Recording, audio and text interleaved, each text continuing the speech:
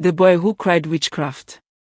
In a small African village surrounded by golden fields and tall palm trees, there lived a boy named Kweku. Kweku was known not for his kindness, nor for his hard work, but for his mischievous tongue. He had a talent for making up stories that caused quarrels, laughter, and sometimes tears.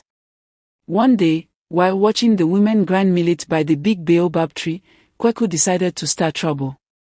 He ran to the chief's hut shouting, "Chief! Chief! I saw Auntie Oma flying with bats last night. She's a witch." The chief frowned, the villagers gasped, and poor Auntie Oma nearly fainted. But when they searched her compound, all they found were cooking pots and a sleeping goat. The people laughed it off, scolding Kweku for his lies. But instead of shame, Kweku grinned with pride. To him, it was fun. The next week, he did it again. He accused an old fisherman of making fish vanish with magic, saying he saw him whispering to the river. The villagers gathered, demanding answers. But again, it was false. The man had only been praying for better luck. Kweku's lies spread like wildfire, and soon every villager feared his tongue. Mothers began locking their doors when they saw him. Fathers warned their children not to play with him. Still, Kweku enjoyed the power he held over their fear. But one night, as the moon glowed bright and the crickets sang, Kweku wandered near the forest edge. He was plucking mangoes and laughing to himself about who he would accuse next. Suddenly, a cold wind swept past him, and the shadows seemed to move. From behind the tree stepped a tall woman wrapped in dark cloth, her eyes glowing like embers. "Kweku," she said in a voice that echoed like thunder and whispers all at once, "you like to see witches where there are none. Tonight, you have truly found one." Kweku's legs trembled. He tried to run, but his feet were stuck as though the earth itself held him.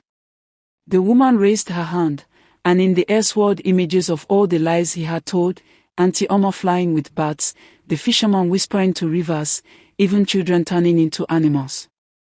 "Words are not toys," the witch said. "They are arrows. Once released, they cannot be taken back." She leaned closer, and Kweku's heart raced like a drum. "Because of your tongue, people have suffered. Now, you will learn the weight of your lies." With a wave of her hand, she cursed him. His tongue grew heavy, and whenever he tried to speak, only the sound of croaking frogs came out.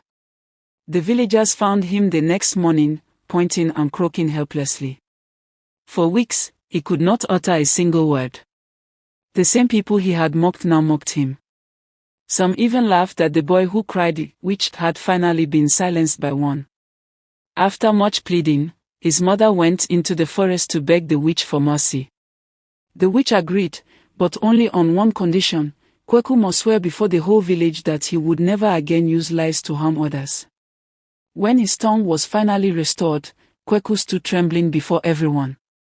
Tears rolled down his cheeks as he confessed his foolishness. From that day on, he became the boy who spoke only the truth, for he had learned that lies, once spoken, could bring destruction greater than any witchcraft. Lies may seem small and playful, but they carry great weight. Words can heal or they can destroy, and those who misuse them will one day taste their own bitterness. Subscribe for more videos. See you in the next video.